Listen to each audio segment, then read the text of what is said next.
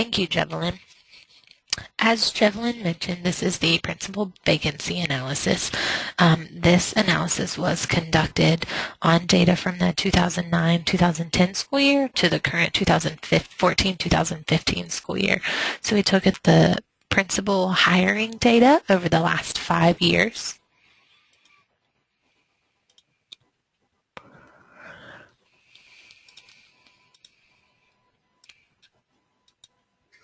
Thank you, Jevelyn. This is the principal and vacancy analysis. This analysis was conducted utilizing data from the last 5 years, taking a look beginning in the 2009-2010 school year to the 2014-2015 current school year. The purpose of the vacancy analysis was to analyze the average supply and demand for principals each year in order to inform sourcing and recruiting strategies. Taking a look at the last 5 years, there were 158 schools and principal positions included in this study. Excluded were the brand new schools that have opened after 2013-2014 and the schools that closed as a result of the 2010 budget process. 5 of those schools that were excluded were the Garinger collapses. This data also does not include interim positions. It only takes a look at permanent principal positions. So the first slide shows the number of principals for each school level of the 158 schools over the last 5 years. So of the 158 schools, 99 of those schools are elementary schools. And then across the row there, you can see the breakdown for each of those. So for example, there are 2 schools that had 4 principals over the last 5 years. There are 28 schools that have had 3 principals over the last 5 years, and so on, making the average for elementary schools slightly more than 2 principals over the last 5 years. For the entire district, you can see of the 158 schools included, there was an average of 2.1 principals in each school over the last 5 years.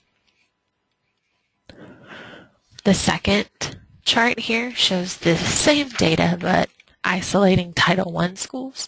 So of the 158 schools that were included in the study, 68 of those are Title I schools. To identify Title I schools, we took a look at the schools that were identified based on the 2014-2015 list. So you can see the average number of principals over the last 5 years for Title I schools is slightly higher, but still sits at about 2 principals.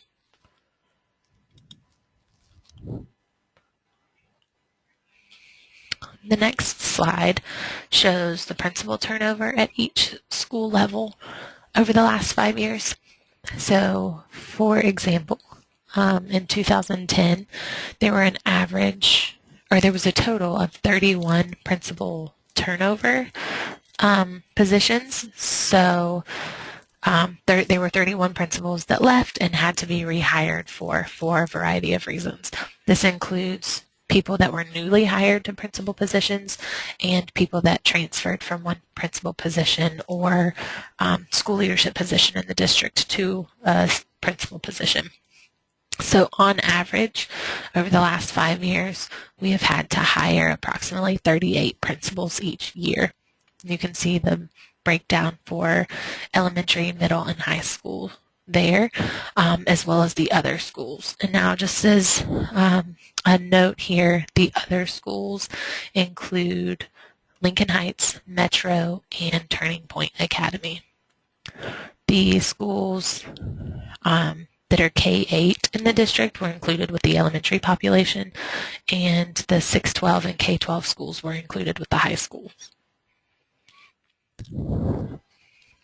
Again, this is the principal turnover data for our Title I schools. So of the 38 positions that we just saw on average that we're having to hire each year, approximately 18 of those are in a Title I school. Principal appointments.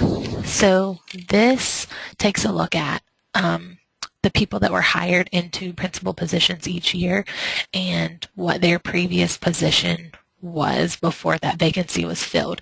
So if you look at the averages there, on average we had 38 total principal hires. 16 of those come from principal to principal transfers within the district, so a principal at one school moving to a principalship at another school. And then you can see the remaining breakdown there from assistant principals and other school leaders like facilitators and deans. We have some central office staff. For example, people in departments like human resources or exceptional children, and the new to CMS population. On average, we've had about 4 external candidates hired to principal positions each year, but you can take a look at our 2014 numbers to see that that number has been higher than the average last year.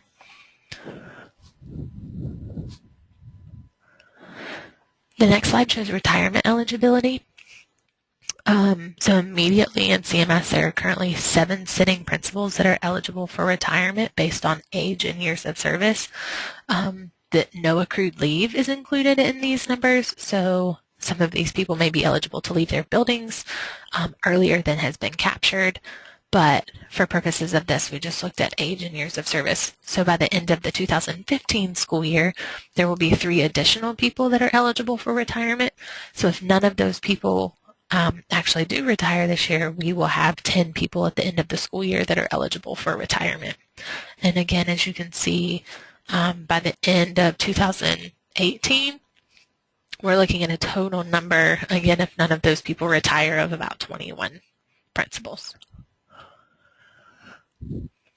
This is the ethnicity and gender for principals that have been hired over the last 2 years. This count includes external hires, promotions, and transfers between that first and second year.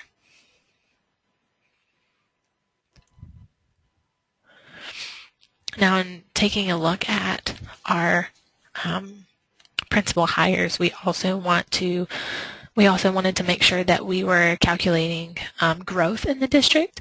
So for the upcoming school year, the 2015-2016 school year, we are looking at 5 new schools opening. So that is 5 additional principals in addition to the average that we found that will be needed. By 2020, there are also 3 additional schools that were included in the 2013 bond that are scheduled for opening as well. To take a look further at principal separations or reasons why principals are leaving, you can see over the last 5 years we've had about 92 principals separate from the district, and then these are the reasons that were self-reported as to why they chose to leave the district.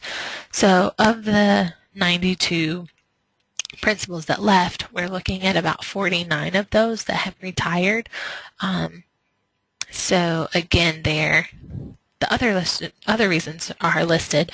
However, we're close to 50% of those that have left due to retirement. Now, as you take a look at the reasons there in the left column, these are the reasons that were identified by DPI. And as you can see, some of these reasons are not necessarily mutually exclusive. So although a principal may have said they were relocating with their family, it may have been for better pay or a career change. So one of the things that Human Resources is taking a look at is really how we can capture these reasons better. One suggestion has been to meet with principals as they are leaving the district and meet with zone superintendents and EDs to collect some more qualitative data around reasons that principals are leaving CMS. So overall, taking a look at all of the data that we have currently, over the last 5 years, there have been 285 principals in the district that were included in this analysis. 94 of those employees are no longer employed in CMS. Now, of those, we had reasons captured on the previous page for 92 of those, and again, as a reminder, 49 of those were retirements from the district. Now, that leaves 191 employees that are still with the district in some capacity. Some of those are still sitting principals. Some have transferred from one school to another. Some have been promoted to central office positions, or there have been demotions. And there are some people serving in a variety of administrative roles like temps or interims. But all of that being considered, that leaves CMS with a 67% retention rate of those 285 people that have been retained in some capacity by the district. Here you can see some similar studies that have been conducted across the country. As a whole, the national average is that about 50% of principals do not stay in their location beyond their third year. Again, similar to what we saw taking a look at changes in positions and the number of principals at each school. Another RAND study conducted, and then a study that was conducted in Denver schools. Now that really captures what the demand has been for principals over the last 5 years. And the next slides will take a closer look at the talent pool or the supply that CMS has for filling principal vacancies. The chart here shows the candidates in the talent pool and what their current job location is.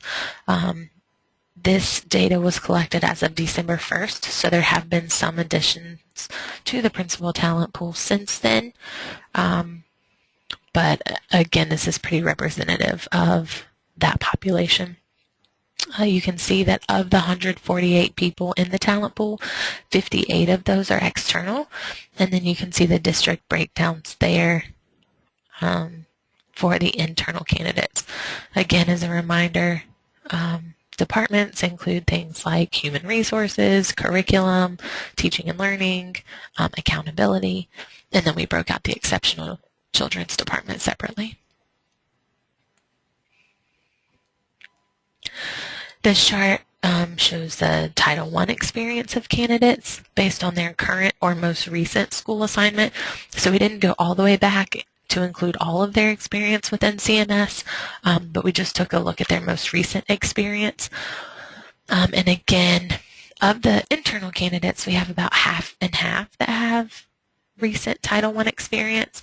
And then again, there's still a large unknown population because of our external candidates. So considering all of that, CMS will need approximately 38 principals to fill vacancies in the 2015-16 school year based on the averages that were found, and then 5 additional principals that will fill vacancies that are created by the new school openings. So for the 15-16 school year, we're looking at close to 43 principals, and based on the number of applicants in the talent pool, that leaves a vacancy to applicant ratio of approximately 1:4. Now, just as a reminder, the experience level and skill level within the talent pool is still very diverse. So although we do have a 1:4 candidate ratio, that doesn't necessarily ensure that the candidates that are applying for those positions are highly qualified or would be the best fit in those environments. So just to summarize some of the inferences from the data,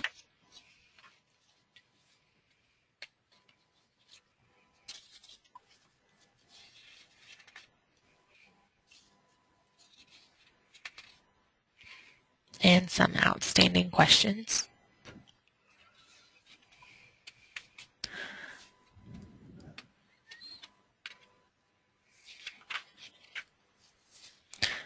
Now, of course, if you have any additional questions about this, you are more than welcome to contact Jevelyn Bonner Reed,